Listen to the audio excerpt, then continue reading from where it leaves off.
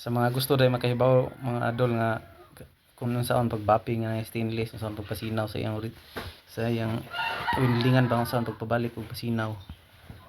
Unya tudloan ta mo ini ka balik na alauna. Step by step mga adol. Para kamo mga hilig mo mag DIY. Makahibaw na mo kung saan pagpasinaw balik sa stainless sa iyang windingan. Pagbapping. Basta na lang gamiton niya.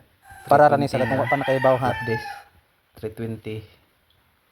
Anya sunod 120. Grinding stone. Bapping gray. Bapping foam o bapping soap. Muna yung mga gamiton ng mga dol. Anya tudloan ta mo. Tutorial ta mga idol sa untog pasinaw sa stainless. Og mo ni ang unang step mga idol, imong grinderon diha ang imong welding bed o grinding stone. Ayaw na pagmatera ng imong agi nga bakunol kay plus grinder man na ang importante diha way bangag. O mo na mga idol. Bayaw takilda ang grinder kay malupyak, tinghanlan iplatra. Og second step na ta mga idol, gamitan nato 120 nga flap disc mo ni itsura mga idol, sagdira gamay kay atong daginuton.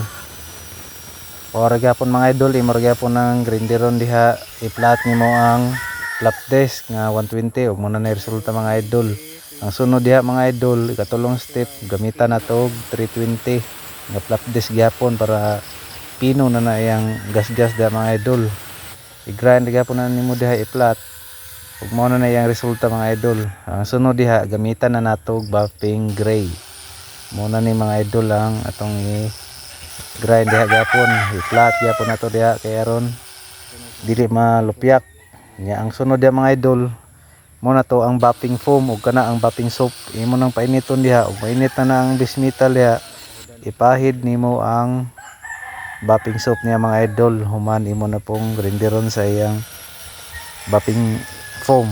Ug mo na yang resulta mga idol. Lantawan ninyo. Hamis na. Oh, di ba? Lisod ni mga way mag-video. Kita ra mag-video.